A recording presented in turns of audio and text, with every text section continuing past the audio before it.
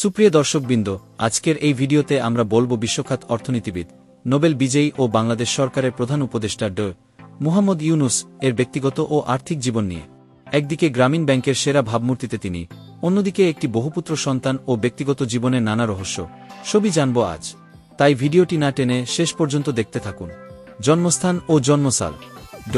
ইউনুস জন্মগ্রহণ করেন ২৮ জুন ১৯৪০ সালে তখনকার ইস্ট বেঙ্গলের চট্টগ্রামের বাথওয়া হ্যাডহেজারে একটি গ্রামের দুলিয়া মিয়ার পরিবারে। পিতামাতা ও পারিবারিক বন্ধন: তার বাবা হাজী মুহাম্মদ দুলা মিয়া সওদাগর, একজন স্বর্ণকার। তার মা সুফিয়া খাতুন, একজন পবিত্র ও সহানুভূতিশীল গৃহিণী। ভাই বোন: তিনি ছিলেন ৯ ভাইবোনের মধ্যে তৃতীয়। এক ভাই ড. মুহাম্মদ ইব্রাহিম ইউনুস, যিনি ফিজিক্স বিভাগে অধ্যাপক এবং সায়েন্স শিক্ষার উন্নয়নে বিশেষ অবদান রেখেছেন।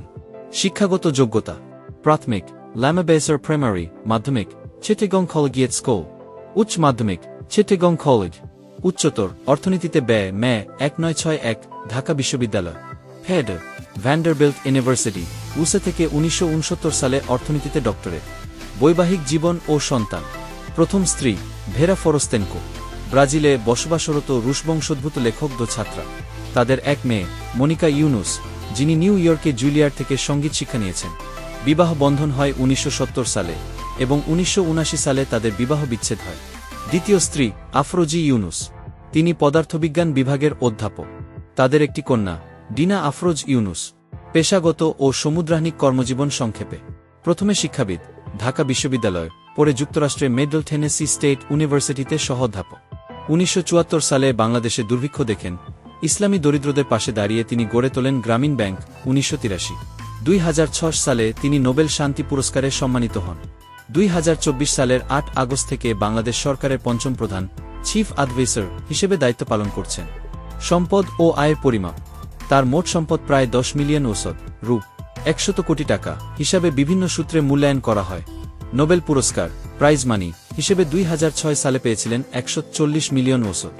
আয় উৎস: গ্রামীণ ব্যাংকের সঞ্চয়ন, বই বিক্রি যেমন ব্যাংকার টু দ্য পোর, বক্তৃতা, সামাজিক ব্যবসা, পরামর্শ, বিশ্ববিদ্যালয় ভিত্তিক সম্মানী। জমে তার মাহে আয় কিছু কোটি টাকায় হতে পারে, তবে সুনির্দিষ্ট মরায় জনসাধারণে প্রকাশিত হয়নি। মাসিক আয়: যদিও পাবলিক তথ্য নেই, তবে নেটওয়ার্থ প্রায় ১০ মিলিয়ন হয় এবং ব্যবসা, বক্তৃতা, বই, ব্যাংক থেকে আয় হয়। প্রত্যাশিত মাসিক আয় হতে পারে ৮ থেকে ১৬ লাখ টাকার মধ্যে। এটি অভিবৃত্তিমূলক অনুমান, সুনির্দিষ্ট তথ্য অনুপস্থিত। ড. মুহাম্মদ ইউনুস বাংলাদেশের একজন গর্বিত সন্তান, যিনি শিক্ষাবিদ, আর্থিক উদ্ভাবক, সামাজিক উদ্যোগ ও রাষ্ট্রনায়ক, সবই এক ছবি। তার জীবনের পেছনের মানুষ, পরিবার, পুরস্কার, অবদান সবই বর্ণময়। আজকের এই ভিডিওতে আমরা তার জন্ম, পরিবার, শিক্ষা, বিবাহ, সম্পদ ও আয়ের সবটুকু নিয়েই আলোচনা করলাম। তো বন্ধুরা, বর্তমান অন্তর্বর্তীকালীন সরকারের প্রধান উপদেষ্টা ডাক্তার মুহাম্মদ ইউনুসকে আপনার কেমন লাগে জানিয়ে দিন কমেন্ট করে।